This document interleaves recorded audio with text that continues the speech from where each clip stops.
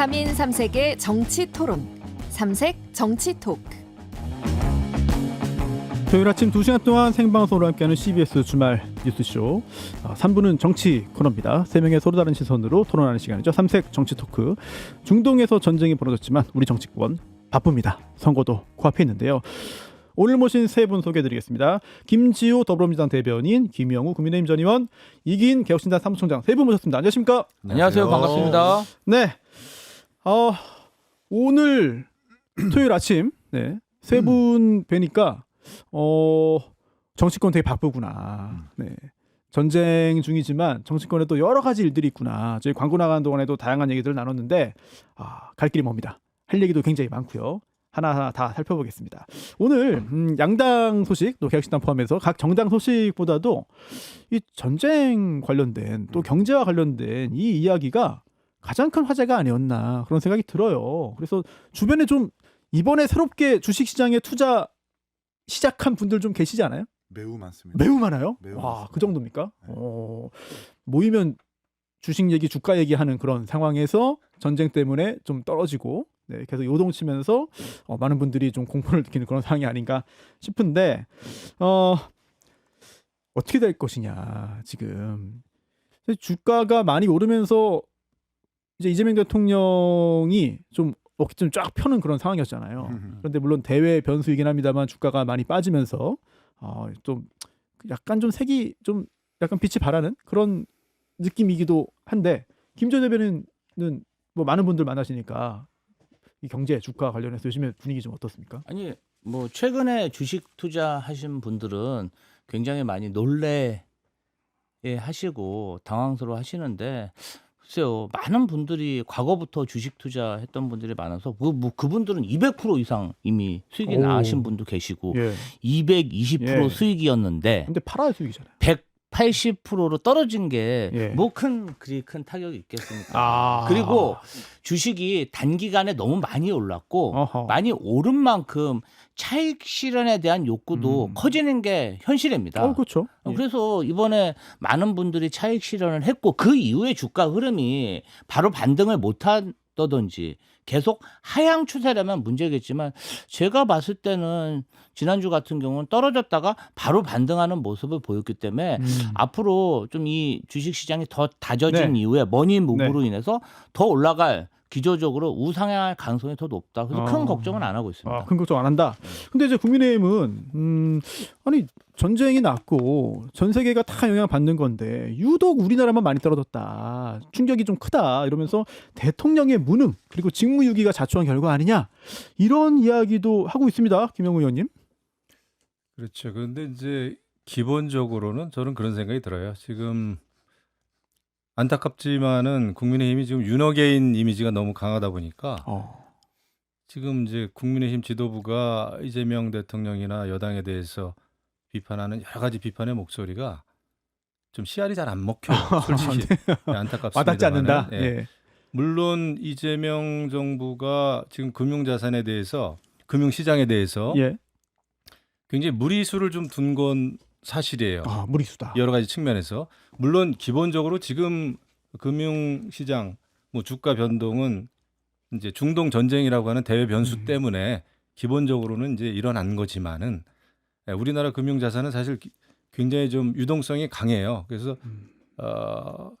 그 위험 자산으로 이렇게 분류가 되잖아요. 예. 그래서 이제 외국인 같은 경우에 외국인 투자자들은 이런 그 대외적인 글로벌 위기가 오면은 한국 금융 시장에서 이제 돈을 빼갑니다. 그렇죠? 투자한 거 다 매도하고 그래서 현금 인출기라고 이렇게 불리잖아요, 우리나라 예. 증권 시장이.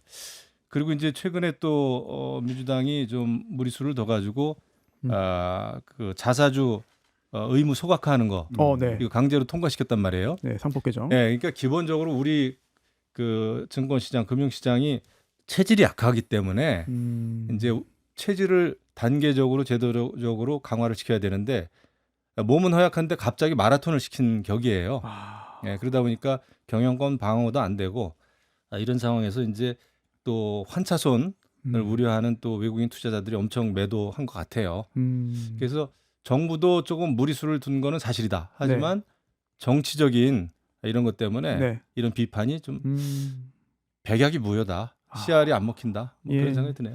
예, 이번 정부가 부동산을 억제하고 주식시장은 좀 더 활성화를 이제 유도하는 그런 방향이었는데 아무튼 외부 변수가 크게 한번 터지긴 했습니다 지금. 그러니까 너무 단기간에 빠르게 급등한 게 좀 커요. 그러니까 낙폭도 큰 것 같은데 그 증권사마다 이 과열 정도를 측정하는 뭐 이격도 측정을 하더라고요. 이제 120일 정도를 기준으로 측정을 하던데 그게 115%라는 거예요. 그 수치가 우리가 얼마나 높은지를 기준을 보려면 과거와 비교를 하면 되는데 예. 1999년부터 2000년까지 이제 그 전 국민들이 정말 광적으로 투자를 했었을 때, 그걸 닷컴 버블 시절이라고 하잖아요. 예. 그때를 더 상회한다는 겁니다. 너무 많이 단기간에 급등하다 보니까 낙폭도 커진다. 이 외생 변수에 좀 취약한 게 부분이 있는 것 같고요. 네. 그럼에도 불구하고 어저께 또 다시 뭔가 반등했다는 것은 과거에는 이 국제 분쟁과 같은 외생 변수가 생겼었을 때 이른바 개인 투자자들이든 외인이든 기관이든 간에 패닉셀이라고 하죠. 투매하는 게 보통이었는데 이 증시가 하향됐을 때를 매수 타이밍으로 잡는 이 어떤 뭔가 증시가 똑똑해진 경향성도 분명히 있는 것 같습니다.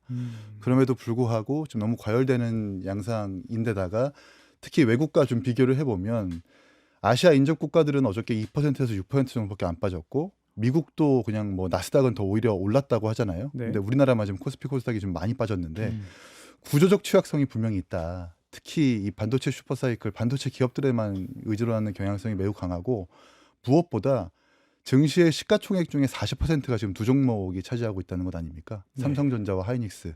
근데 미국 같은 경우에는 큰 두 종목이 시가총액의 10% 초반대밖에 안 된다라는 거예요. 그러니까 구조적 취약성이 분명히 있기 때문에 이 외생 변수에 취약하는 게 있는데 이걸 가지고 뭔가 우리 정부가 너무 뭔가 자화자찬하거나 성과화하면 안 된다는 생각이 먼저 들고 한편으로는 부동산 대출 규제 맞고 그러면서도 전 국민들이 주식처만 바라보는 나라를 만드는 것이 과연 옳은가라든 반성을 좀 해봐야 될 것 같습니다. 네, 이렇게 금융시장도 영향을 받고 있는데 사실 주식 투자하지 않는 분도 굉장히 많이 계시고 그리고 또 당장 내 피부에 와닿지 않는 부분도 있긴 한데요. 하지만 물가, 특히 생활 물가는 바로 와닿습니다. 특히 기름 넣을 때, 주유할 때, 와 이렇게 올랐어? 이렇게 많이 올랐어? 더 오르면 어떡하지? 이거 언제 넣어야 돼? 이런 생각도 하게 되는데 김조 대변인 보시기에는 이재명 대통령이 이거 바가지 요금이다. 이거 유류 최고가 이거 제도 시행 검토 지시했거든요. 시행 검토를 지시했죠. 검토를 해라. 예, 그러니까 대한민국이 뭐 사회주의 국가는 아니잖아요. 네. 그런 어떤 물품에 대한 최고가를 결정한다는 것 자체는 거의 전시나 가능한 일이고, 그런데 지금 외부적으로 이렇게 안보적인 위협, 그다음에 전쟁이 나서 안보 정세가 세계적으로 어지러운 상황에서 어떤 본인들의 사리사욕을 위해서 매점매석하고 가격을 폭등시키는 이 행위에 대해서 엄단하겠다는 네. 그 의지를 표현한 거지 아직 시행은 안 했다. 예. 그래서 어제 석유협회에서 입장문도 냈더라고요. 이 뭐, 가격 뭐라고요? 변동 관련해가지고 저희가 찬찬히 보고 이런 매점 매석 행위라든지 이런 걸 잘 찾아보겠다. 예. 저도 사실은 이재명 대통령이 그런 발언을 해서 네. 기름값이 급등한지 그때 알았어요. 어제 기름을 넣어보니까 예, 예. 좀 올랐구나. 네. 그 전엔 잘 몰랐거든요. 그러면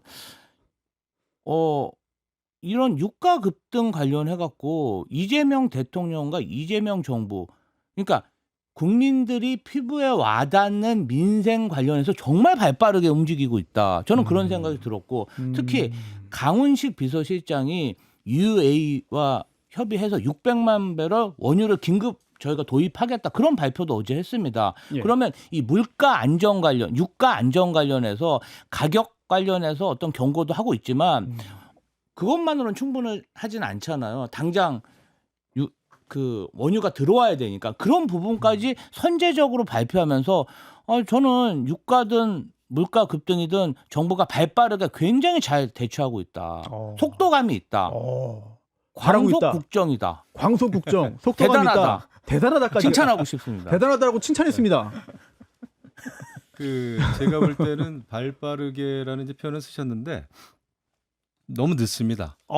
왜냐하면은 국제 정치적인 측면에서 보면은요, 이미 미국이 지난해 여름에 이란에 대한 그 핵시설에 대한 1차 대대적인 공격이 있었어요. 그렇죠. 예, 그래서 저는 그때부터 야 이거 심상치 않다. 더더군다나 우리는 100% 원유를 수입하는 나라이기 때문에 분명히 이제 중동이 그 이상 징후가 이제 보일 텐데 이런 상황에서 우리가 이런 그 원유 수입에 대해서 어떤 대책을 세우고 있나 좀 유심히 봤어요.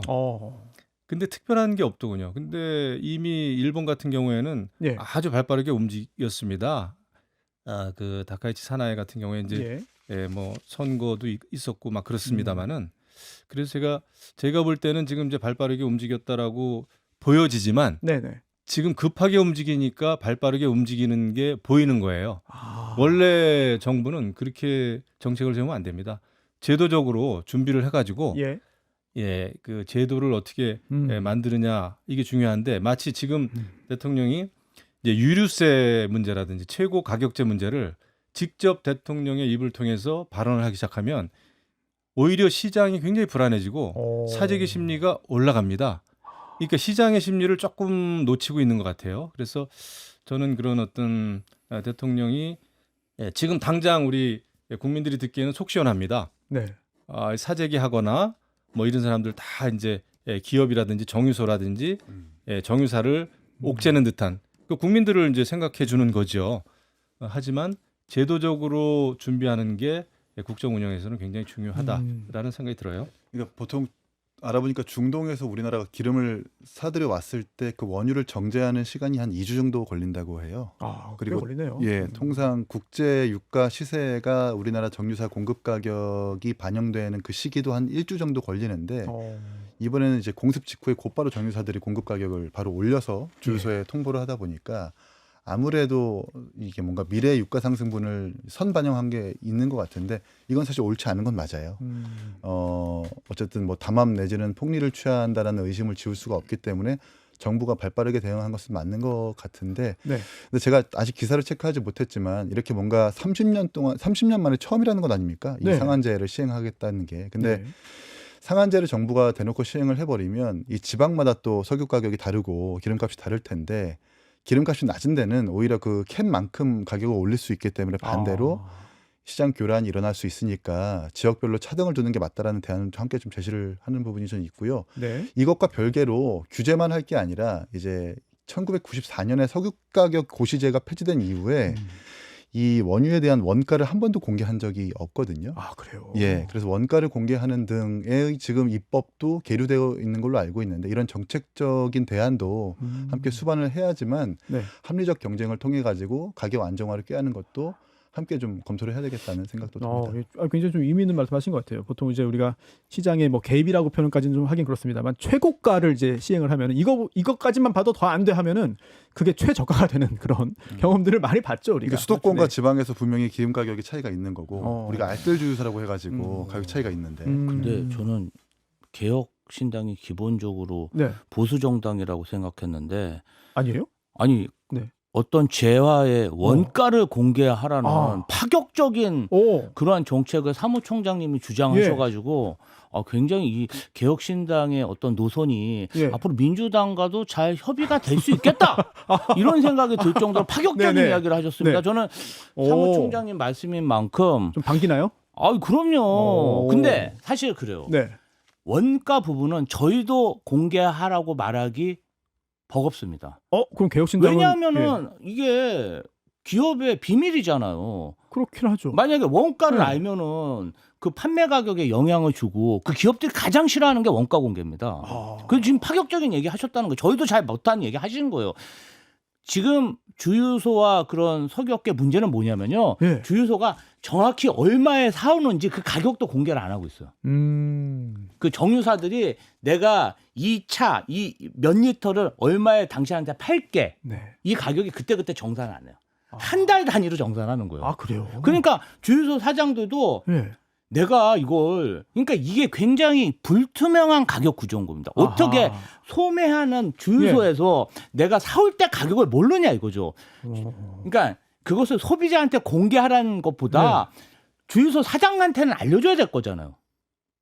그렇죠. 당연한 안 알려주고 있다니까. 그러니까 정확하게 주유소 사장님들도 얘기는 뭐냐 내가 얼마에 사오는지도 모르겠고 이 가격 구조가 그런 면에서 굉장히 불투명하다는 거예요. 주소 사업을 굉장히 잘하시네요. 그러니까 이게 사실은 우리 정유 업계가 이 석유 사업 자체를 엿장수 마음대로 운영하고 있다는 증거, 이 독과점 네. 체제인 거예요. 네. 그리고 과점 체제 안에서 그 소매점들을 이런 식으로 옥죄고 있는 거거든요. 어허. 저는 이 부분 관련해서는 국민들에게 석유 제품에 대한 원가는 공개 네. 못하겠지만 적어도 판매 가격을 주유소 대리점 업주한테는 알려줘야죠.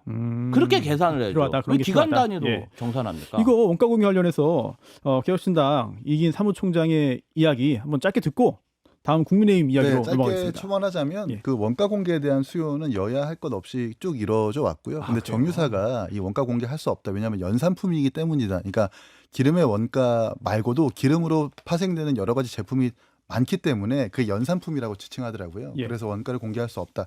그러나 2022년 7월 달에 여러 국제 분쟁 때문에 또 여러 외생 변수 때문에 국제 가격이 하락했지만 그때 우리나라의 어떤 공급 가격도 반영이 안 되는 되게 불투명하게 운영됐던 부분들이 분명히 있거든요. 유류세 관련해서도 그렇고. 그러니까 기름 가격을 뭔가 바꿨을 때 적어도 최소한 정부에 대해서 그 최소한의 근거를 알려주고 통보할 수 있는 정도의 최소한의 근거 자체는 마련해야 된다라는 게 정치권에서 늘 논의되어 왔습니다. 네.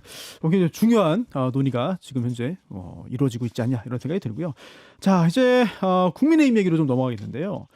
이번 주 국민의힘에도 여러 가지 일들이 있었습니다만 배현진 의원 승소했어요. 법원에서 이 징계에 대해서 효력정지 가처분 인용했습니다. 그러니까 이제 징계 효력이 정지됐고 징계 없는 것처럼 활동할 수 있게 됐는데 김영우 의원님께서도 이거 법원의 판단 들으시면서 여러 가지 생각을 했을 것 같습니다.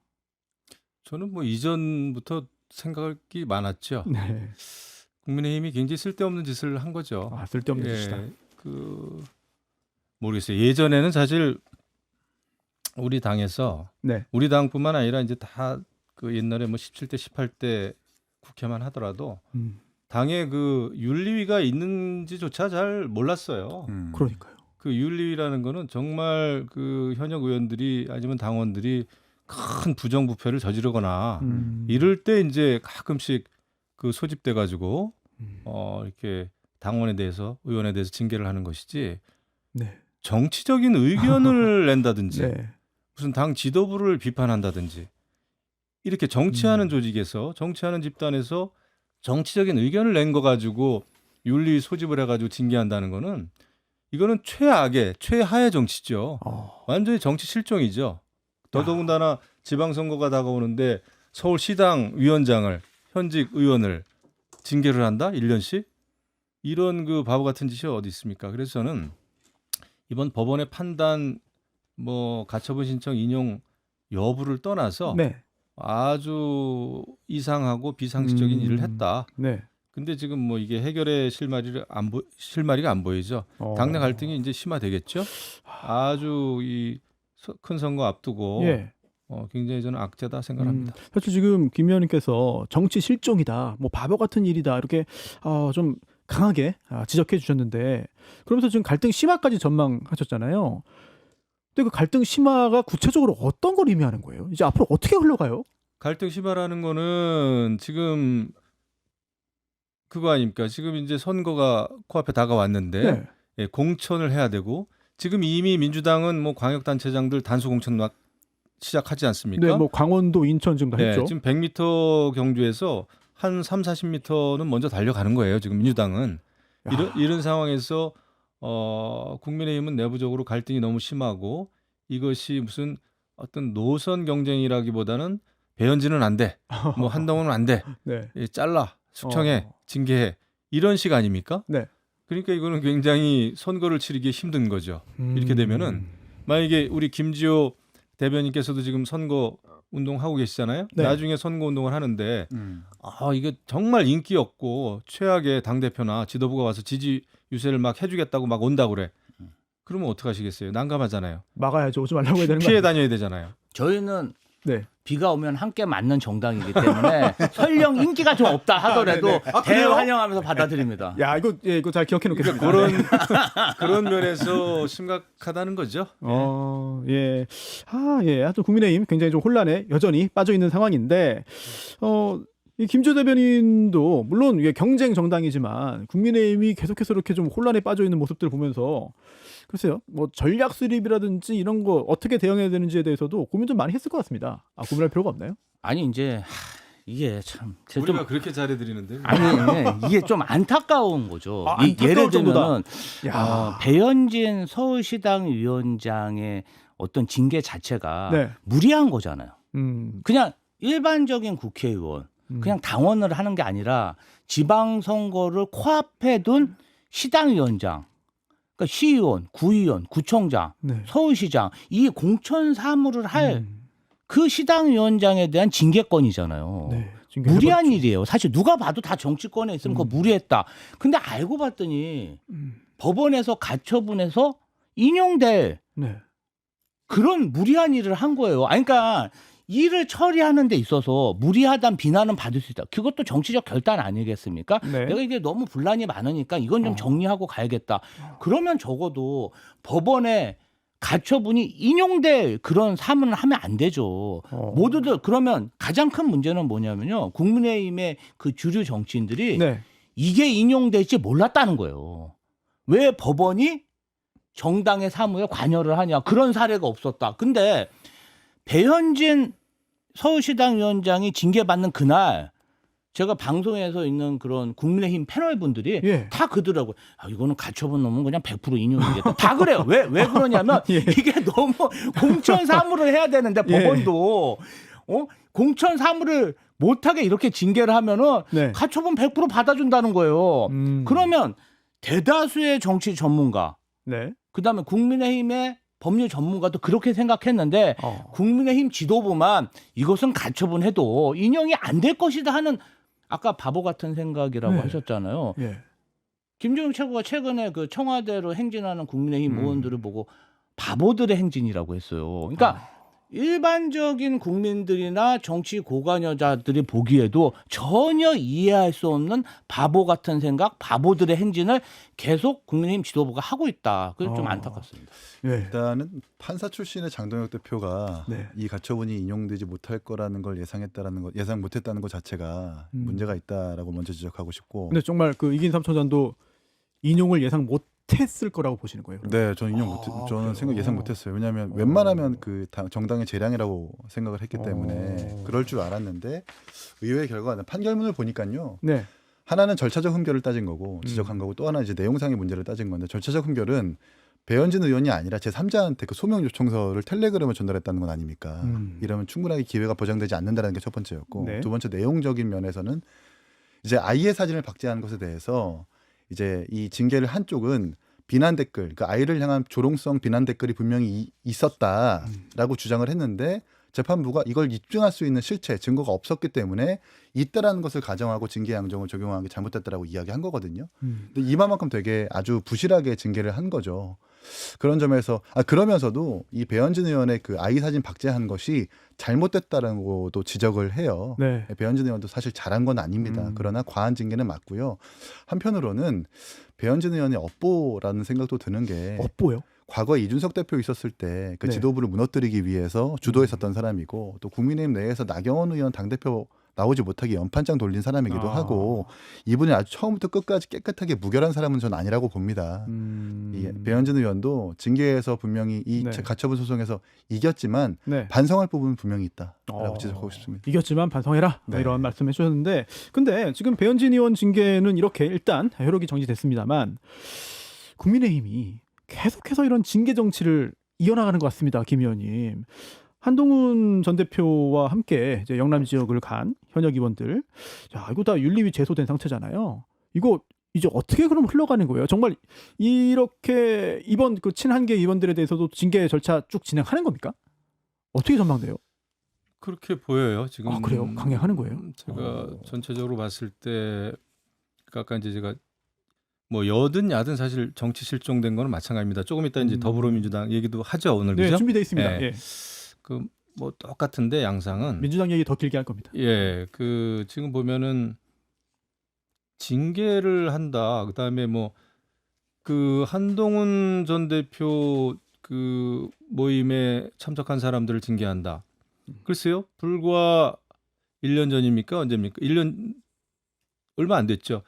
그 지난 대선 경선 때 한덕수 무소속 후보 나왔을 때 많은 의원들도 그렇고 현직 당원들이 네. 가가지고 그 캠프에 그 직책까지 맡고 막 그랬었습니다. 예. 그렇죠. 그쵸.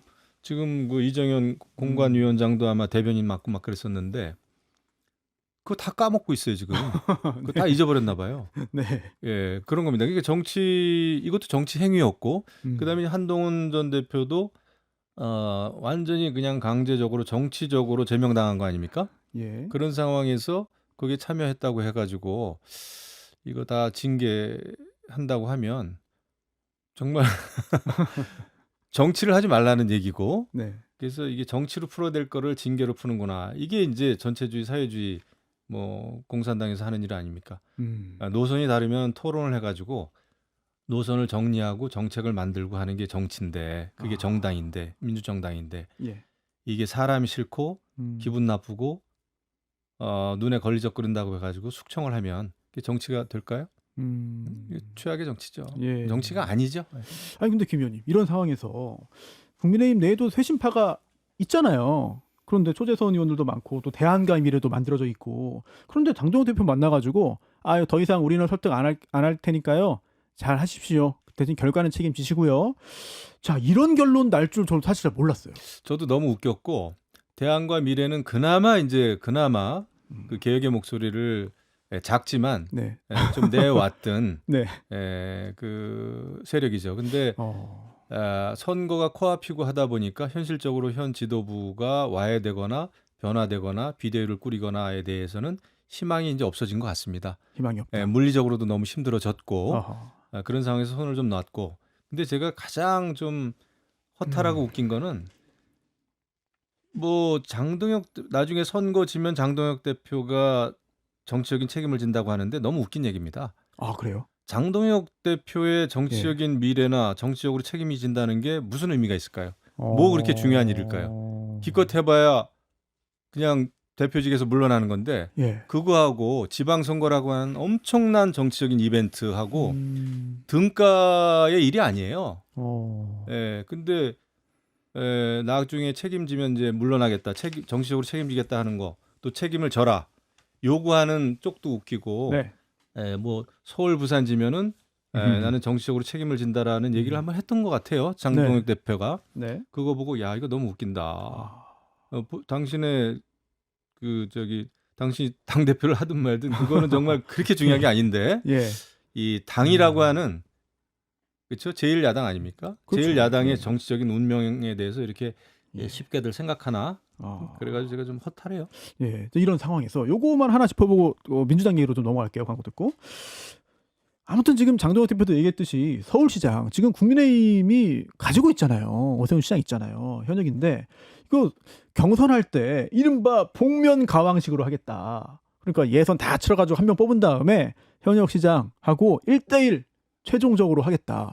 이거는 오세훈 어떻게든 떨어뜨리겠다, 그런 의도가 좀 읽히는 거 아닙니까? 어떻게 보세요, 다들? 이분들은 복면가왕도 보지를 않은 것 같아요. 아, 그래요? 실질적으로 그거는 완벽하게 공정하게 누가 누군지 모르는 상황에서 플레이해가지고 그렇네요. 선택되는 겁니다. 그렇네요. 근데 오세훈 시장, 현역 시장을 상체기를 엄청 다 내놓고 이거는 부상자를 만들어 놓고 이건 무슨 부전승이라는 이름은 원래는 이제 좋은 거고, 네. 혜택, 메리트 아닙니까? 그렇죠. 근데 그게 아니고 네. 당신은 아니라는 오히려 그 딱지를 딱 이마에 딱 붙여주는 것 같아서 네. 아주 씁쓸하고 걱정돼요, 저는. 네. 아니 김전 대변인 왜 갑자기 아니, 웃음이 이제 터졌어요? 사실은 예. 즐겁나 봐요. 국민의힘이 예. 계속 써먹는 그런 마케팅의 수법인데, 수법이다. 그러니까 과거에는 뭐라 근데 왜 웃으세요? 근데? 과거에는 이제 나가수식 서로 공천을 하겠다, 경쟁을 하겠다 하더니 이제 나가수가 너무 오래된 거예요. 나는 가수다가 옛날이죠. 그것도 한 10년 전 나가수는. 얘기잖아. 예, 그러니까 예. 그거 아마 그 마케팅 하셨던 분이 또 기획을 했던 거다. 나가수식 그거를 계속 했는데 이제 그건 없어진 거야. 한지도 예. 한 10년 돼. 너무 올드하니까. 젊은 분들은 나가서 몰라요. 그러면 이제 복면가왕식으로 뽑겠다. 네. 그러니까 결론적으로 말하면은 그냥 선거 경선이라는 게 뭐 그냥 하면 돼요. 예. 그냥 그 경쟁자들 거기에 나오는 입 후보자들이 중요한 거잖아요. 그러면 굳이 그런 유명한 예. 어떤 예능 프로그램을 이야기하는 것은 뭐냐? 그만큼 자신이 없는 거예요. 후보자도 자신이 없고 이 선거에 임하는 국민의힘 자체가 지방선거에 자신이 없으니까 그러면 복면가왕이라도 차용을 해서 이 공천에 관한 그런 좀 마케팅을 하자. 관심을 좀 끌어보자. 관심을 끌어보자. 그 뭐라 그럴까요? 그러니까 제가 봤을 때는 그냥 나는 가수다 차용 안 한 게 다행입니다. 네. 예. 아니 복면가왕이 복면 씌우는 건데 그게 핵심, 복면의 핵심이에요. 그러니까 복면은 지금 씌우는지 안 씌우는지 모르겠지만 씌운다면 네. 이 서울시장이라 봐야 윤희숙 전 의원님이나 오세훈 시장님이나 결과 뻔하잖아요. 나온다는 사람들. 그런 사람 복면 씌워봐야 누가 누군지 다 알 텐데 그것도 좀 웃기고. 신동욱 의원 얘기도 나오고 있고. 그러니까요. 근데 어쨌든 오세훈 시장은 지금 부전승으로 냅두고 나머지만 경쟁시켜가지고 나중에 이제 뭔가 결승 토너먼트를 예. 하겠다는 얘기인데, 근데 이제 그 결승, 그러니까 경선에서 후보자들마다 장점을 부각할 수 있는 이점도 있는 거잖아요. 근데 거기서 오세훈 시장을 배제하겠다는 것은 이 밴드웨건, 그러니까 오세훈 시장에 대한 그 경선에서 이점을 보여줄 수 있는 그런 장점을 원천 배제하겠다는 얘기니까 이건 오히려 네. 지도부가 오세훈 시장한테 이걸 뭔가 좀 페널티를 주겠다라는 걸 좀 익혀져가지고 좀 예. 바람직하지 않아 보입니다. 사실 오세훈 시장의 부전승이 아니라 어찌 보면은 오세훈에 대항할 후보군의 후보 단일화를 보장해 준 게 아니냐. 그리고 오세훈 시장을 제끼고 경선을 하면 1차 경선을 하면 현 오세훈 시장의 서울시장에 대해서 엄청 비판하는 경쟁을 할 거 아닙니까? 그러네요. 나머지 후보들은. 예. 그러니까 오세훈 시장의 발을 묶는 거예요. 부전승이 아니라. 예, 둘은 저 뛰어나가게 하고 예. 오세훈 시장은 그 출발선에 세우지를 않겠다는 겁니다. 어허. 얼마나 불리해요. 그러면 오세훈 서울시장의 여태까지 시정에 대해서 계속 비판하고 이렇게 할 텐데 벌써 시작이 됐더군요. 벌써요. 예, 그럼 오세훈 시장으로서는 엄청난 불이익이죠. 근데 그거는 저는 하나만 알고 둘은 모른다고 그래요? 생각해요. 예. 오세훈 서울시장에 빠진 경선 토론회나 그 공천 과정을 예. 누가 보냐 이 말이죠. 관심도 자체가 떨어진다니까요. 아니 국내임 지지층에서는 또 다 그렇지 않아요. 안 그래요? 그래도 이 정치라는 것도 오세훈 네네. 시장이 서울시장 사선했고 이 안에서는 굉장히 빅스타잖아요. 그럼요. 아니, 예. 그 사람 빼놓고 경선하면 경선 흥행이 되겠습니까? 그냥 잔잔바리인 거지. 흥행이 안 보지도- 되기를 바라시는 거 아니 아니에요? 보지도 아니 뭐 제가 흥행 됐으면 좋겠어요. 흥행 그래요? 됐으면 네. 좋겠어요. 예. 흥행 됐으면 좋겠는데 네. 이건 그 전에 한 번도 추진해 보지 않은 경선 방식이고, 그러니까 희화화될 수 있다니까요. 복면가왕인데 왜 복면 안 썼습니까? 그럼 목소리 변조해야 됩니까? 이런 얘기가 아마 빗발칠 거예요. 그리고 조금만 동접자나 시청률이 떨어져도 예. 오세훈 빼고 토론하니까 잘 될 턱이 있나? 그러니까 애초부터 실패할 수 있는 방법을 막 던지는 거예요. 제가 그래서 나가수식을 얘기하는 거예요. 이 진중하게 어떤 이거에 대해서 생각하지 않고 이 사람들이 그냥 아이디어 나오는 차원에서 막 던지면서 하는 겁니다. 근데 좀 전에 그 잘 될 턱이 있나 이것도 저희 세대는 아는 예전 잘 될 턱이 코미디언 유행어죠. 비슷하게 생기셨네요. 아, 지금 딱 보니까 이미지가 딱 겹치는데 현신하셔가지고. 네. 자, 여기서 광고 듣고 돌아와서 민주당 얘기 이어가겠습니다. CBS 주말 뉴스쇼 3부 3색 정치 토크 이어갑니다. 자, 국민의힘 얘기까지 쭉 살펴봤고요. 민주당 얘기도 생각보다 많습니다. 지지율도 굉장히 높은 상황이고 별 문제 없지 않냐 싶은데 여기도 안에 들여다보면 좀 시끌시끌한 게 있어요. 특히 이건 아니라고 해야 될지 약간 좀 그렇습니다만 당원은 아니죠. 유튜버 김어준 씨와 이제 우리나라의 국무총리 김민석 총리와의 갈등, 신경전 약간 좀 의아한 상황도 있긴 한데요. 먼저 서울시장 후보를 둘러싼 여러 가지 그 여론조사 포함하냐를 두고도 한번 좀 충돌이 있었고, 그 다음에 최근에 또 김어준 씨가 먼저 이거 뭐 불안감이 있다, 리더가 없으니까 불안하다, 아빠 없는 자식 같다, 뭐 이런 표현까지 써가지고 김민석 총리가 여기에 대해서 약간 좀 발끈할 수밖에 없는 상황이 아닌가 싶은데, 요 갈등 국면 어떻게 보시는지 짚어보고 좀 넘어갈까요? 어떤 부분부터 먼저 말씀하실까요? 제가 할까요? 예, 김조 대변인. 예, 저는 뭐 김어준 총수가 이야기한 그런 발언들이 만약에 TBS에서 했으면 네. 공공기관이니까 문제가 됐겠죠. 그런데 이제 어찌 됐든 본인이 하는 사업체, 언론기관, 뭐 유튜브 업체에서 이렇게 한 발언이잖아요. 사실 뭐 경선이 싫다. 언론은 아니고 그냥 뭐 유튜버죠. 예. 그래서 이제 만약에 본인이 옳다고 생각해도 그런 발언을 했을 때 많은 시청자들이 잘못됐다고 생각하면 듣지를 않는다든지 구독자가 떨어질 수 있기 때문에 저는 뭐 언론 자유 측면에서는 할 수 있을 법한 그런 발언이지만 예. 팩트적으로 네. 알아보니까 김민석 총리가 여러 가지 회의를 했다. 좀 팩트가 틀리고 잘 알지 못했던 잘 본인이 충분히 파악 못한 얘기를 한 걸로 나중에 밝혀졌습니다. 근데 저는 이제 정치인이기 때문에 김민석 총리실의 대응 관련해서도 좀 한 말씀 드리고 싶어요. 예. 뭐라고요? 이런 걸 일일이 예, 반응할 예. 필요가 있나. 그렇지. 저는 그 말씀을 드리고 싶어요. 그리고 총리로서 보여줘야 예. 되는 것은 예. 뭐냐면은 이런 거에 일일이 반응하기보다는 강훈식 비서실장이 UAE에서 600만 배럴 원유를 수입하기로 했다. 네. 이런 발표가 훨씬 더 소구성이 있지 않을까요? 근데 그 저는 또- 그렇게 예. 생각해요. 김어준 총수가 제가 말했잖아요. 뭐 정당도 아니고 네. 공공기관도 아니고 네. 본인이 가지고 있는 유튜브 채널에서 그런 얘기를 했어요. 영향력이 크니까 화제가 됐겠죠. 근데 그것에 대해서 일일이 반응하는 것 자체가 좀 예민하다는 생각이 들었고 더 제가 조언해 드리자면 차라리 조금 시일이 지난 이후에 예. 김어준 총수가 운영하는 유튜브에 한번 방문을 해서 인터뷰를 하셨으면 좋겠어요. 왜요? 아니 여러 가지 이 부분에 대해서 김어준 총수가 어떤 잘못된 부분에 지적을 하잖아요. 결국 그것은 총리로서 지도력이 있냐 없냐를 묻는 거거든요. 예. 그거는 공인으로서 어떤 언론인이거나 유튜브가 이야기하면은 답해야 돼요. 아니, 왜냐하면 더 높은 정치 지도자로 올라가기 위해서는. 그리고 만약에 본인이 말씀하셨잖아요. 민주당의 당대표가 로망이라고. 민주당의 당대표가 로망이신 분이 김어준 총수와 정말 맞닥뜨려서 이분이 이분을 설득하거나 이분의 주장에 반박할 수 있는 그런 능력들을 보여줘야 네. 저는 나중에 그 로망을 이루기도 쉽다고 생각합니다. 자, 이렇게 김 의원님, 김조 대변인은 오히려 김민석 총리에게 여러 가지 조언을 지금 쏟아냈습니다.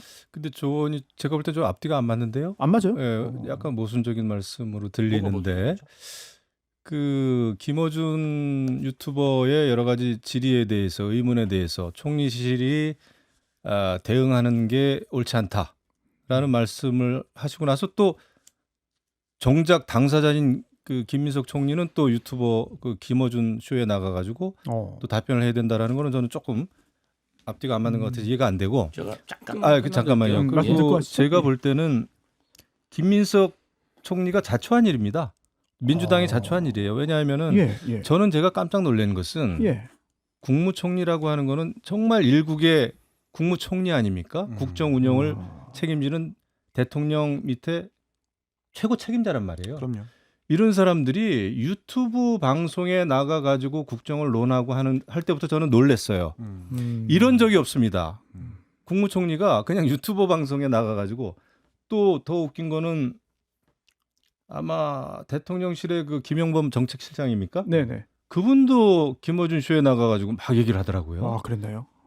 야, 이거는 무슨 공중파 지상파도 아니고 말이죠. 이렇게 국무총리 대통령실의 정책실장이 그런 어떤 그 유튜브 방송에 나가가지고 얘기하고 이러는 거는 이건 민주당도 그렇고 이재명 정부가 그런 강성 유튜버 어떻게 보면 제가 볼 땐 정치 무당들입니다. 솔직히 말씀드려서 강한 표현을 썼어요. 그렇게 그런 사람들한테 흔들릴 정도라면은 이거는 끝난 거예요. 그러니까 국민의힘이 워낙 지금 죽을 쓰고 못하니까 대통령 지지율도 그렇고 민주당도 잘하는 걸로 저는 약간의 그 착시 효과가 분명히 있다고 봅니다. 물론 잘하는 점이 많아요. 이재명 대통령도 열심히 하고 있고 제가 그걸 인정합니다. 또 외교 면에서는 우려했던 것보다는 잘하는 것 같아요. 제가 볼 때. 예. 그럼에도 불구하고 전체적으로는 뭡니까? 정청래 당대표도 그렇고 뭐 재명인의 마을에서 이제 쫓겨나고 또 김민석 국무총리는 김어준하고 싸우고 있고 그거에 대해서 반응하고 있고 이 정도 되면은요. 네.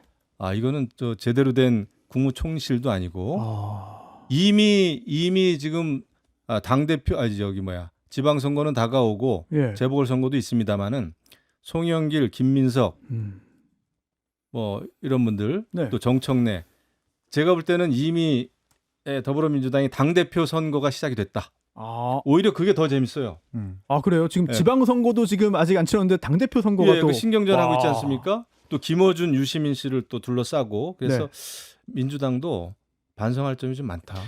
아니, 제가 저도 요거- 사실 그 아무래도 그 조국 혁신당과의 합당 결렬되면서 그 미묘한 앙금이 지금 이렇게 남아 있는 것 같고요. 아. 저도 8월 전당대회에 대한 전초전이라고 봐요.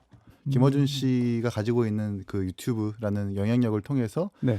어쨌든 김민석 총리가 지금 당대표 출마가 우리가 예견되어 있지 않습니까? 네. 이 사람을 지금부터 견제하지 않으면 당시 이제 그 8월달 전당대회가 됐을 때 한 번 더 당대표 연임을 노리는 정청래 대표에 대한 그 어떤 이 경쟁자에 대한 견제 내지는 조국 대표가 합당이 됐을 때에 대한 그 지원 이런 부분들이 복합적으로 이루어지기 때문에 그런 전초전으로 봐야 되는 것 같고, 그러니까 전 유리할 때는 언론사이고 불리할 때는 유튜버라는 그 이중잣대를 적용하고 있는 것 같아요. 어허. 지금 유튜버 김어준 씨가 지금 대통령실 출입 기자일 겁니다 아마.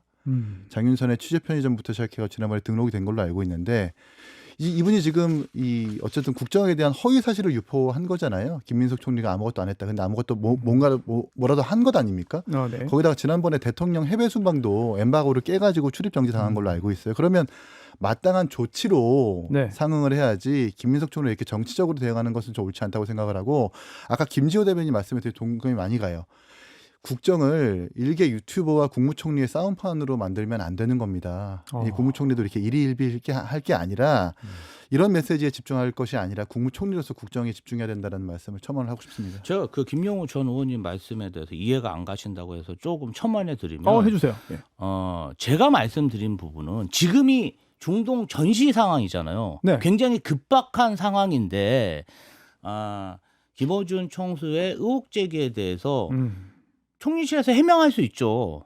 그런데 지금은 그거보다는 네. 다른 현안, 유가 안정이나 물가 안정, 대외관 내 안정에 대해서 전념하는 모습을 보여주는 게 더 낫다. 바로 반응하는 모습이 옳지 않다는 게 아니라 좀 예민해 보인다. 예. 그리고 두 번째로 김어준 총수가 운영하는 김어준 쇼가 아니고 겸손은 싫다라는 유튜브 프로그램입니다. 거기에는 전당대회 당대표가 로망이라고 그랬잖아요. 시기가 중요해요. 지금은 국정에 전념하더라도 본인이 정말 당대표에 도전할 시기라면 네. 김어준의 겸손은 싫다에 나가셔서 이러한 의혹 제기에 대해서 정면으로 맞닥뜨리면 된다. 시기의 문제를 말씀드린 네, 겁니다. 겸손은 힘들다 이거예요. 실패가 네. 아니라. 국무총리부터 장관을 지나서 무슨 위원장 아닌 위원장 공직자 모든 사람들이 기자회견 또는 정상적인 어떤 공식 절차를 통해 가지고 국민들한테 국정을 홍보하는 게 아니라 해외 순방만 있으면 쪼르륵 매불쇼나 김어준 씨한테 달려가 가지고 국정을 홍보하고 있는 게 저는 이게 정상적으로 보이지 않거든요. 이게 반대로 오히려 집권 야당에서 만약에 지금 국민의힘이 집권했을 때 전환기 씨 유튜버가 가지고 국정 홍보하는 거랑 똑같은 거예요. 이런 건 자제해야 된다고 생각을 합니다.